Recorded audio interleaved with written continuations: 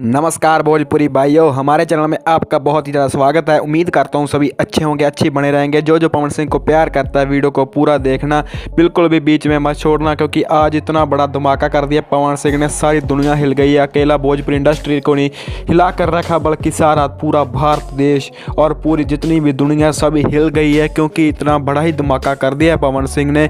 Video को पूरा देखना। जिसने चैनल को सब्सक्राइब नहीं किया पवन सिंह के नाम पर चैनल को सब्सक्राइब कर देना, क्योंकि हम ऐसे वीडियो लाते रहेंगे आपके लिए।